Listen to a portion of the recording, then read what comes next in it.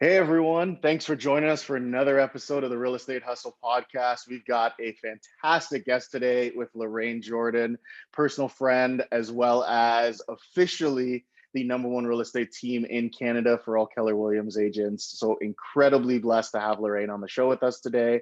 Lorraine, welcome. Can you share a bit, tell everyone who you are and that incredible accomplishment at this time in 2020 to be the number one team in Canada? Awesome. Thanks, Andre. I'm super happy to be here and help out any way I can, share some of the fun struggles and some of the wins that we've had over the years. I'm based in basically Simcoe County, so north of Toronto, Barrie, Aurelia, Wasaga Beach, Collingwood, Midland, Penetang, Tiny Township, all that kind of fun stuff up where all your clients are moving to right now. Uh, on Georgian Bay, cottage country. Got So it, that's got where, it. yeah. So you've got, I mean, global pandemic, you've got a surge of people that are looking for land and cottages and more activities. Did that help at all this year? What's your year been like?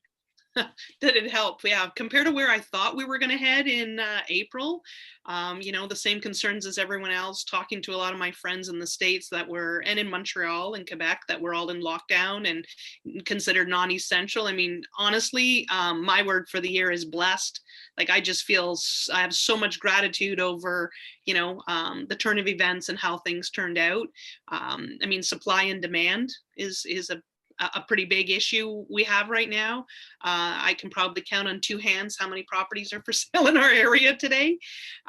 So that's been a challenge. I wish I would have had the listing inventory that we would normally have for what's happening, but is what So it you're is. feeling what we're all feeling. Inventory's low, tons of buyers looking to buy still, and in the weirdest, most craziest time we've ever been a part of, any of us. Absolutely. Yeah. How, And I've how, been in real estate, yeah, since I was 18. So I've seen a lot of different market changes over the years.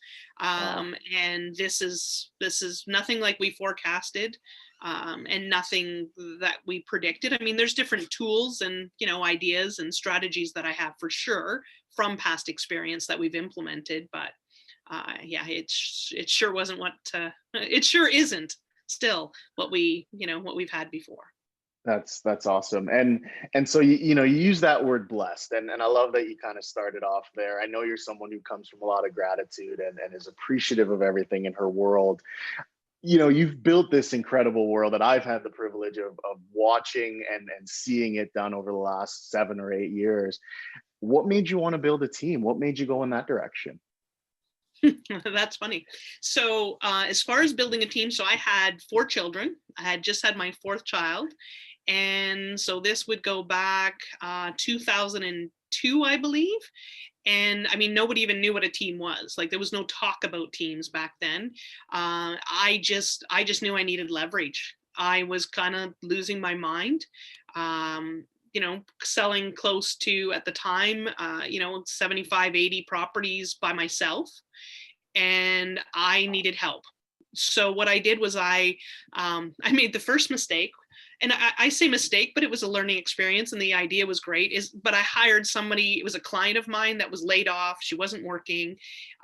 Great lady, and I thought, oh, I have no risk by hiring her. It's not like I took somebody from another job. So I Right. didn't believe, I wasn't. I feel like you said, the blessed are grateful. I wasn't sure if if it was going to continue. Like what could, I've been through hard times. I've been through markets that had shifted, and there was nobody. The deals were a little harder to be had. So I was worried about having to pay for this person. So the first hire I had, she would come to the office in the morning, and we would work together till about noon, 12:30, something like that, and then she'd go to my house. And when she was at my house, she would throw in like 2, 3 loads of laundry. She'd do meal prep. She'd tidy up the house. So, when you left in the morning and everything was chaos, getting everybody out the door, she would make that all look pretty again. And she'd come back to the office around 3 o'clock, 3:30. We would catch up, do a quick, kind of, this is where I'm at. This is what happened with these appointments. I'd give her files, and then she'd finish the files till 5. So I'd go home, I'd pick up my kids from school and I'd go home and the house was clean. And if we had swimming or hockey or skating or dance or whatever was going on that night, we had created a 1 month meal plan. So the food was available. If it was like, if I was picking them up and we were going to hockey right away and not getting home till 6:30, then it was in a crock pot and it was ready to go. And there was a salad in the fridge. And it was incredible. And I think that it was a great way to match my lives together. Right. So, the house when I got home was great. In the morning, the office was great. So if I got in early, everything tied up and, a nice bow by the time she finished at 5 o'clock. And it just worked really well that way. And we didn't do a lot of work in the evenings as far as I didn't call her at night. She'd have my listing files ready. I would often go back out at night around 8:30, 9 o'clock. I'd say to my clients, hey, you have kids, we got to do this offer tonight or the listing appointment. What time do your kids go to bed? And they'd say, oh, we put them to bed around 8. I said, okay, so by 8:30 they're sleeping, I'll come over then. I won't ring the doorbell. And we kind of laughed. And I would do the listing appointment then. And they go, well, why would you do that? Like, isn't it too late? And I'm like, no, I know with kids around, it's hard to concentrate and focus. So I'm happy to do that for you. Well, wow. Win-win. Right. It worked for my life because I got to spend from 3:30 till 8 o'clock till my kids went to bed with them. And then I'd go back out to work. Wow. I mean, that's incredible, Lorraine. And hearing, I know I've heard this story at a very high level, at least a couple of times, but then kind of hearing that deep dive on your commitment to your clients, your commitment to your business, and then your commitment to your family. How are you juggling all that? I mean, I hear the leverage piece, and obviously that's a big piece of it, but a lot of people come into this industry and you hear the excuses. Well, I have kids. I can't be out at night. I can't be doing this. And we hear it on and on and on. And then they continue to make those excuses for why they can't be successful in real estate. And, here you are with no technology at the time, and I'm pretty sure you would have still been faxing and having to, probably pop over to mini marts and use the fax machine. You're out after your kids go to bed or hockey or this or that, and you're signing listings. What does it take to get that sort of mindset in order to always push that hard? Well, I believe that a couple things. So one of the things is appreciating, instead of going, oh, I got to go back out. It's cold. I got to clean snow off a car, like all those kind of things. Some days those were hard. There were hard choices. And I think that people are always looking for the easy way out, which I believe that there's ways to make things more efficient and easier. But you know what? Hustling or the grind is hard. Right? If you want success, there's no way of sugarcoating it. I mean, there's ways that you can make things a win, but seriously, get to work, right? People want what I have, but they're not willing to do what it takes. I mean, I've come across that so many times. So I would look at it and I would go, okay, well, most people work till 5 or 6 o'clock at night. And if their kids are going to bed at 8 or 9, they're spending 3-4 hours with them. So if I can go from 3:30 right till this time, then I had more time with them than other people had. So, sometimes you just got to step back and you have to appreciate where your wins are. Right. Okay. And the opportunity of real estate, because I picked up my kids from school all the time. Now, unfortunately, sometimes I was late and I kind of regret those kind of moments where I got that look and my child might've been or my children were the only ones left when I got there. There was moments that those were sacrifices I had to make. Right. But when you look at the big picture and what that was able to provide for them, the one year I had 3 boys playing hockey. Ooh. And I missed 2 games. 2. Like, I don't even know how I did it. And I would tell my clients, I would never say, oh, I got hockey this afternoon. I would say, you know what? I can't show it to you at 1, I'm already booked, but I can show it to you at 3 or 4, which is better for you. Right. Right. And I remember being at the arena and running into one of my clients that I said I couldn't show them the property at 1. And they looked at me and they're like, hey, I thought you had an appointment at 1. And I just smiled and I said, I do have an appointment at 1. I have an appointment to be here. If I didn't schedule my kids into my schedule, I'd never see them. You know how hard I work. Yeah. Right. And it's just a conversation and it's just being real. Well, and that's a great pivot, right? I mean, it is an appointment at 1. It's an appointment with your kids. Yeah. There's nothing wrong with that. And I think we sometimes forget that as real estate agents. And I said this to our team the other day. I said, guys, we make nominally hourly more than a doctor, pharmacist, and everybody else does. Now, could you imagine the heart surgeon just winging it?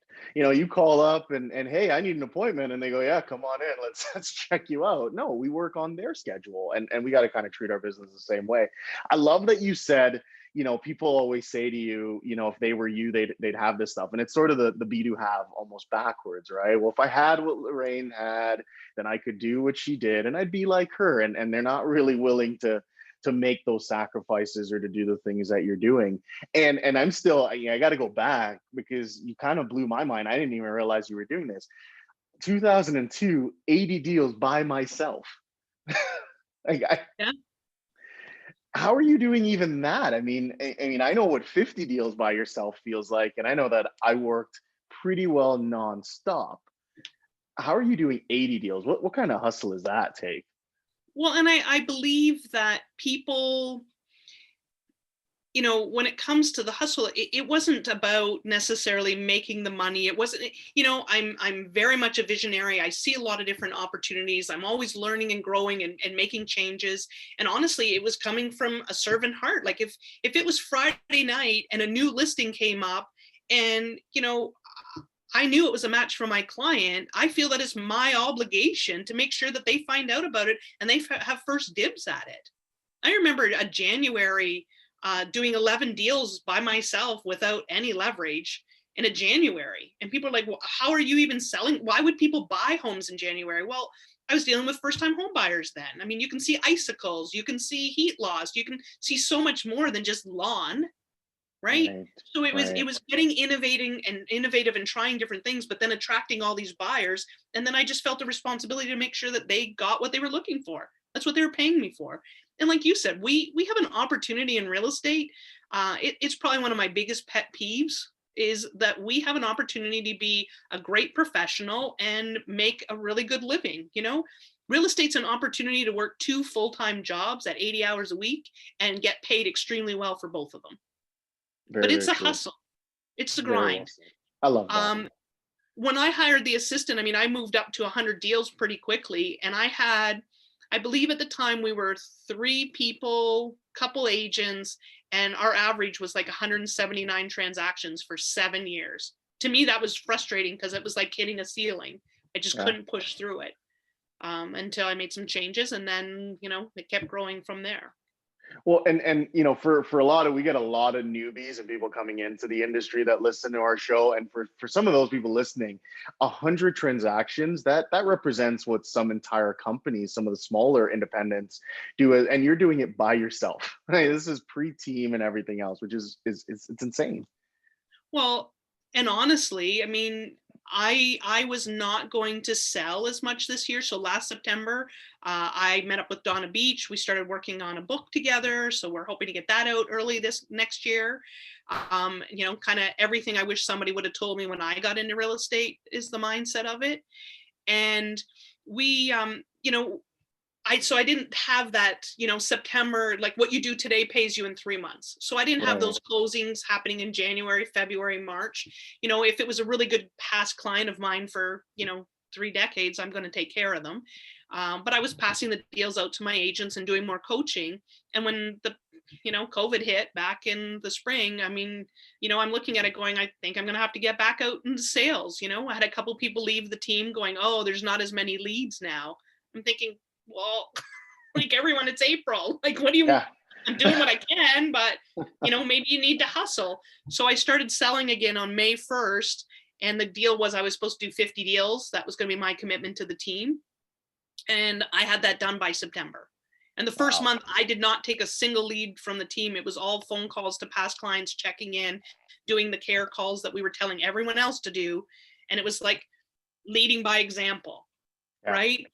Yeah. I won't ask my team to do anything I'm not willing to do.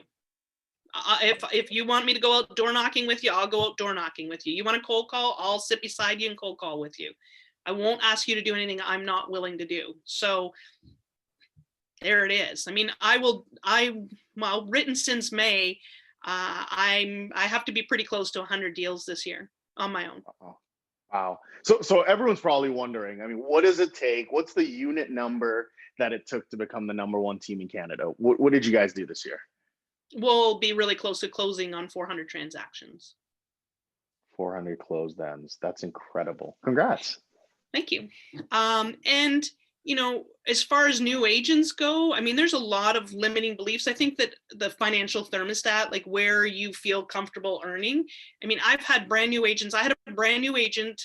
She was a year and a half in. So she worked as my assistant for the first, I think, 9 months, 10 months, and then she became an agent. Her first full year as an agent, she did 84 transactions as a Wow. listing person. Yeah. I've had As agents as a brand new agent. Did I hear yeah, that right? She's brand new, never sold brand a house new. before? Right. I have agents on my team. I had one agent that used to take 12 weeks off, do 65 transactions a year. I have my top agent right now will be pushing 90 transactions this year, and he's been in the business 3 years.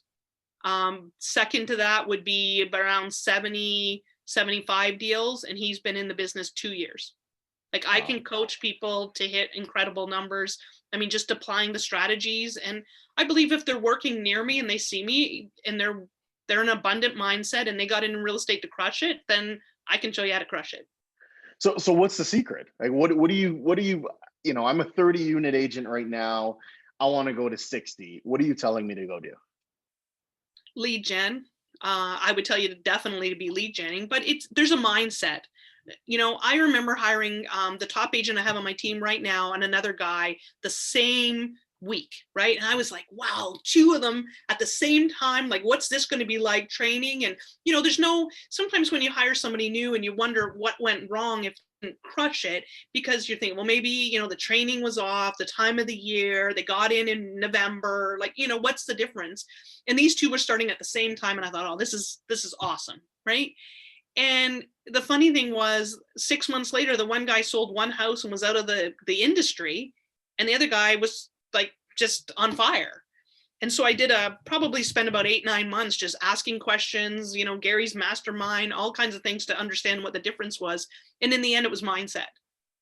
The first guy got into real estate because he wanted to try it. And here's a guy that sold 2 businesses that he built up for over $1 million. And he got in real estate to try it.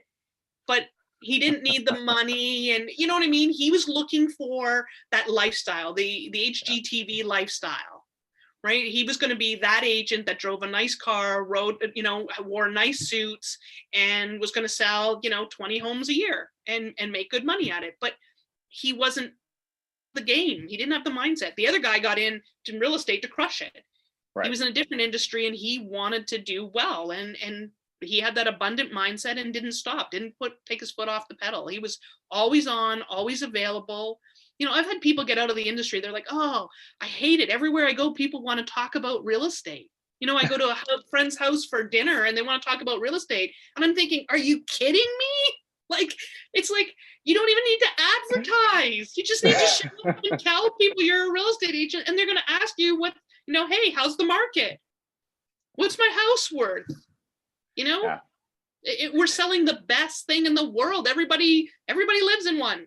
Yeah, everybody wants one, right? And you always hear, things that are guaranteed, and it's, birth, death, and taxes. And I always say there's the fourth, right? We got to live somewhere in that time between birth and death. We got to live, and so real estate gives you that avenue. You said lead gen, and for everyone listening, I mean, we've heard everything, door knocking, cold calling, sphere of influence, database, online leads. We've heard it all. What are you guys doing? Are you guys strictly on the phones, or what does the makeup look like?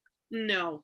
Should we be? Absolutely. Is that realistic? I mean, I've met a lot of people over the years that don't lead gen on a regular basis. I think it's one of the biggest mistakes. I think everybody, I'll get people that say, oh, I'm great at real estate. Just give me the client. You're missing what real estate is. I mean, the foundation is lead gen, and the purpose of lead genning is to build your sphere of influence, which is people that you have something in common with, that you are excited to call every day. This is your book of business. This is the whole goal of real estate that everybody forgets. It's massive. It's so crucial, yet people don't do it. I believe that real estate, when I first got in, it was, talk to 5 people a day, you'll make 50 grand, talk to 10, you'll make 100 grand. That was kind of the conversation. That was as good as the calculation got. So at this time of year, when you're doing your goal planning and you're, making this whole vision of this is how many homes I want to sell, when I first joined Keller Williams or read the MREA book, I'm like, holy cow, there's actually a formula to this? Like, this is insane. This isn't just, I talked to, like, the best I had found was talk to 5 people or 10 people a day about real estate. This told you if you talk to this many people and you say the right things, it'll convert to this many appointments. And if you say the right things, it'll convert to this many, right? So learn your objections and do the math. It's not rocket science. It's simple, right? And I believe the people that crush it, like myself or my top agents, I believe that what their skill was, they got some leads and stuff, and they learned the right strategies to convert. I know I'm a great strategist when it comes to real estate, and I'm always improving and learning from, I always say learn forward. But one of the biggest things is being on all the time. Like, I can't not try to recruit or try to, sell somebody a house. It's just like, you're always on, you're always thinking about it. I don't know. And I love that you brought that up, because I remember, I think it was 3 years ago, we were together. Was that New Orleans? Was that 3 years ago? I think so. Yeah. I think, yeah. So 3 years ago, we're out to dinner, and we had kind of met a few times, but really hadn't gotten deep in any conversations. And we're sitting down at dinner, and everyone's having fun. And you sit down and go, Andre, when are you going to go do more deals? and I'm like, what are you talking about? Like, we're having dinner. It's time for some drinks. Let's turn off. And you didn't. We spent an hour and a half talking about how do we get to 1,000 units? What are the things that need to happen? How do we think bigger, et cetera, et cetera? And that little dinner that was supposed to be fun and exciting for the other 30 to 40 people that were there, you, me, and I think one other person spent that entire time talking about building a bigger business. And so I hear the strategist, I hear the visionary. If you get a chance, guys, reach out to Lorraine, because she's going to absolutely blow your mind. Where are you taking real estate next to? Like, where's the visionary going in 2021? So for me, the big thing will be the industry. I believe that the industry needs to be protected. It needs to be, we need to get people to step up. There was a post recently online, and it was somebody talking about bringing their child to work, right? They needed to bring their child, not they needed to, they were asking how people, balance bringing their kids to work and that sort of thing. And there were like 250 or 60 responses. It was hundreds of them. And, they were like, oh, I bring my kids to work all the time. And I introduce them as my assistant, or I do this, or I do that. And as I was reading it, and there were people like, oh, I have multiple jobs. I'm a this, I'm a that. And I was cringing. Because first of all, like, I've recruited people that worked in factories. I recruited someone that worked as a hairdresser. I recruited somebody that worked at Walmart. Like, I've recruited people from different jobs that then help them make massive amounts of money, right? Wow. Equivalent to a surgeon or a doctor. I remember somebody coming to me and going, I can't believe I made 100 grand. Like, I never thought I'd be that person. I'm not even, like, I'm in my 20s. This is amazing, right? I've had other people make like $200,000, $300,000, $400,000 on the team. And that's without the expenses that a team incurs, right? Like, that's net huge money. And, I'm looking at these posts, and I'm boiling inside, right? And I have 4 kids, and, like, I think I brought my kids to an appointment twice ever. And, it was because I had no choice. And, I talked to my client and I said, look, if I bring them, go meet you at 5, I'm between hockey and I'm going to have a kid in the car. So I'm going to have like 20 minutes in the house. That's it. Right. But that's how I can squeeze you in, or I can do 7 o'clock. And it was somebody that I knew well, and they had kids, and we worked it out. But if I was in for surgery and the surgeon walked into the operating room with their 9-year-old or 7-year-old and said, hey, this is my junior surgeon, I would be freaking out. I'd be pissed. Yeah. Right. And I 1000% do not want to compare real estate agents to surgeons or doctors, or, like, I have nothing but respect If I had to do life over again, I often talk about that would be my other passion because of the way you get to help and serve others and the impact that you make. Like I have so much respect for doctors. And I look at it and I think, but the income is there and we're dealing with people's largest asset. Like we're not tour guides, right? I mean, we could be replaced by a keypad and some cameras in a house. And people are like, oh, that'll never happen. And I think, well, holy cow, who would have ever thought that people would let other people into their home when they're not there with a keypad and let them sleep in their bed? But Yeah. Airbnb is massive. Yeah. Well, and it's happening, right? And I love that you mentioned the industry being protected, because if these companies, Redfin and Zillow and all these companies, get their way, they're going to do the same to us. We're going to be facilitators and basically, Ubers of real estate, and they're going to take our industry, our clients, our money, and everything else away. And it's frustrating because a lot of realtors, like you mentioned earlier, they come in for the lifestyle. They don't come in for the professionalism. I don't know anyone that when we were back in high school and you say, hey, you want to be a doctor, why? And they say, so I can drive a nice car. Right? Like that's just not the way they thought about it. But yet still our profession tends to bring people that think that way. Well, and I know that I make a difference. Like I've taught people, like I had a client and I sold her. I remember when she went through her separation and I sold her home and then I sold her a business. She was a massage therapist. So I sold her a property that she could run her massage therapist on the main floor and live upstairs with her two daughters, right? And the main floor had other offices that she could rent out. Right. So now she could live here for free by bringing in two other massage therapists. And she did that and she saved some money in the equity in the property. Because, I mean, let's face it, 90% of the businesses out there, their money is in the real estate. Yeah. I mean, we talk about it with McDonald's and all the big franchises, but even on this smaller level, the mom and pop businesses, when they go to sell or they go to retire, it's in the real estate, always. Yeah. So this woman was having some health issues and she was getting at that point where she wanted to slow down a little bit. I sold that property. We took the money. We bought another duplex. So and it was a little more space because she was tired of being in the apartment upstairs. So this was a house with a yard with another house attached to it. And the lower level still gave her the opportunity to take in massage clients in her basement, which still gave her a 3-bedroom. Like it's not the same as what the other place was. No one was going to knock on her door. She's like, do you understand the situation you've put me in? Like, I don't have to, I make $700 a month profit without even getting out of bed in the morning because of this situation. So if I go to work or whatever, it's totally up to me. Whereas the other place, it was a little more of a business and because she had admin and she had staff. But she's like, this is a whole other world. Like I'm above, I'm not paying to live anywhere. My heat, hydro, taxes, my house, like everything is paid for and I still make $700 a month income without touching anybody. Wow. Like that's the opportunity that we have. That's the difference between like I have my real estate license and I'm a great real estate agent. Right. I'm a big investor. Yeah. Huge investor.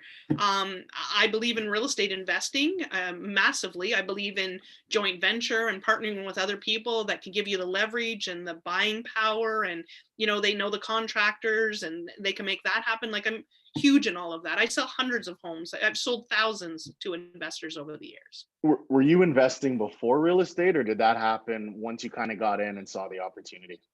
So I was 18 years old.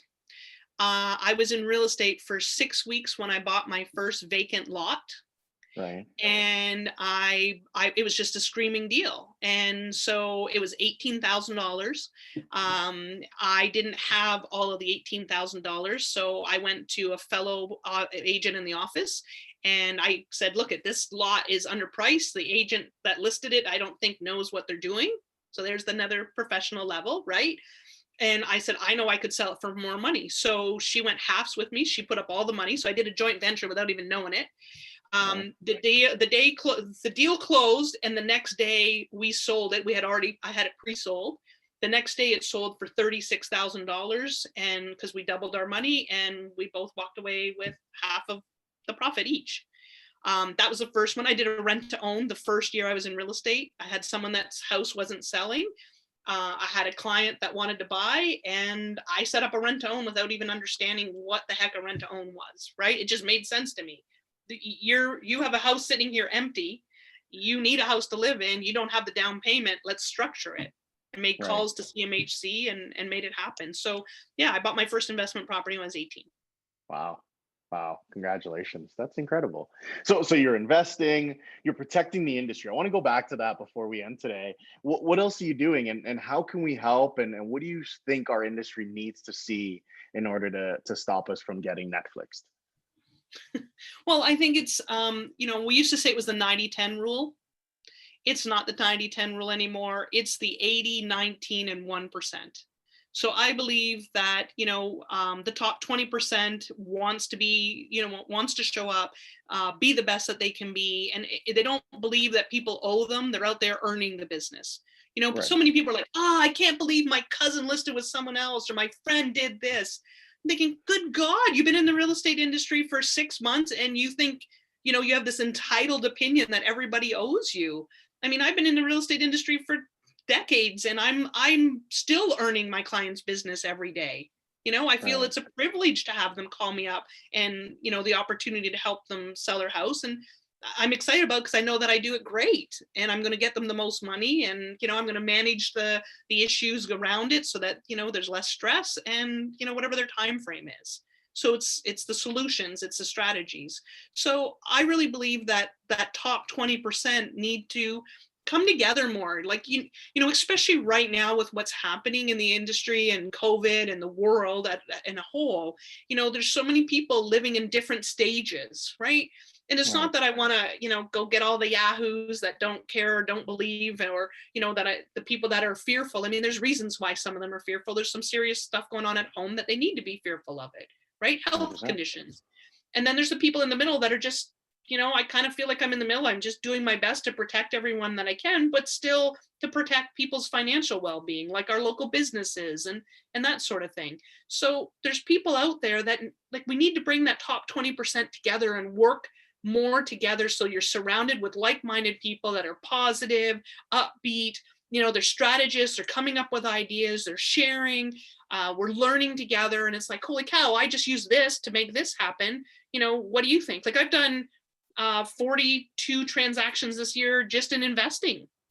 Right. I think there's a lot of opportunity right now to buy investment properties, I love it.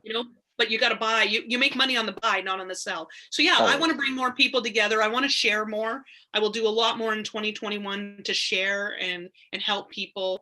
That book with Donna Beach, I mean, Donna Beach, as far as I'm concerned, she's one of the most incredible real estate agents, and so caring and compassionate in the industry. Yeah. So we're writing that book together, and we'll get that out, and yeah, just go around and teach and recruit the 20. When I say recruit, I mean bring them just together in mindset and conversations, listening to positive podcasts, and let them know they're not the one that's alone out there, right? The 80%, right. And that mindset of the fancy car and the nice clothes, that sure, whatever, if that's what floats your boat. But I think you should buy an investment property instead of a fancy car and provide freedom for your future. That's awesome. Awesome. So you're going to bring all of us, top agents together, masterminding. What's the title of the book? Do you have that yet? Do we know what we're looking out for? Truly Winning in Real Estate. I'm writing that one down. Truly Winning in Real Estate. That's awesome. Yeah. When's the expected release date? It'll be early 2021. Okay. So if someone's listening right now and they're hearing this, they love it, they're part of the top 20%. Is that a standard in order to be a part of your world? Is being part of the top 20, or is it a mindset for them? It's definitely mindset. I mean, I think it's great that you're selling a pile of homes, and it's mindset. You need to have the right mindset. You need to be coachable. I have the most success with brand new agents, and I believe it's because they don't have the bad habits yet, and they're open and they're eager, and I've been able, like I said, to coach them to great heights. But you need to want it. Yeah. Like, this isn't, like I said, I don't expect anything from anyone that I don't do, and I work hard. I Yeah. definitely work hard, right? This year, I mean, I had a whole bunch of families to support everybody on my team as far as I'm concerned, as part of my responsibility. So I went back into sales to sell properties and make sure that their families were fed and taken care of and they had roofs over their head. And no matter what happened, I knew that I could provide that for them. They trusted me with it. So, yeah, as far as reaching out, yeah, I'm always game to help somebody that's looking, but they need to be in that mindset of positivity and not looking for me to solve all their problems, but to grow and have those conversations. That's awesome. That's awesome. What are you going to do next year with the team? How many ends you guys going to do? We've talked about that. I mean, I have a couple ideas as far as growth wise and whatever. I'm big on the people that I have on my team. There's people that want to do 25 deals and they're happy doing 25 deals and their family time and they have a balance and they have a schedule and I'll coach to that. I don't have any issue with that. Right. So for people like that, I take their number. I don't say everybody on my team needs to sell 100 properties because I can. No, it's like, Right. what do you want to do and what do you want to do well? And how can we create that balance and, make your life happy? I mean, I used to take a month off at Christmas and I used to take a month off in the summer. I mean, we spent 7 or 8 years at Disney World for Christmas. So there is balance. I'm not, I don't work 1,000 hours a week all the time. I believe in that balance and figuring out what you need. I mean, my best year ever in real estate was the year that I took 1 week off a month. Wow. Right. And that gave me the balance that I was looking for. When you're going away, you always get busy and you come back and you hit the ground going, right? So it was just more intentional, more effective with use of my time. So yeah, I mean, team wise, it'll be the accumulation of the numbers on the team. We have 12 agents right now. So it'll be where their goals are at and what we're looking for. And then we grow when we add people. I always tell them that I place the budget on what their numbers are. So if they don't deliver, they get to have the conversation with the person that gets laid off. Yeah. Yeah. No, I had it. I love that. So how do we get a hold of you? So if someone's listening right now and they think, I want to help sort of save the industry or be a part of protecting the industry, how do they get a hold of you, Lorraine? I'll give you my personal emails, lj@teamjordan.ca, and even my cell phone, 705-528-4207. Text me is probably your best bet to set up a time because if I'm with clients or whatever, I don't answer my phone. So, or if That's I'm on a awesome. podcast. Or if you're on a podcast, that's awesome. Well, and thank you so much for being here with us today. It's No, been thanks for inviting me. lot of learning, lot of learning, and I've got like 3 pages of notes here, so thank you so much. Guys, if you're trying to connect with Lorraine, rewind it, go back, get the number there. It starts with 705 and then lj@teamjordan.ca or .com. .ca. .ca. And again, this has been the Real Estate Hustle podcast with the #1 agent in all of Canada, Lorraine Jordan, and we're going to continue to crush it. And Lorraine, I love that you said mindset. We've heard that so many times on the show. Guys, get your mind right. Realize that this industry has the most potential for you, and start investing. I think we've pushed on that. Start investing now, and start changing your clients' lives. I loved hearing that story. So thank you so much. You're welcome. Awesome.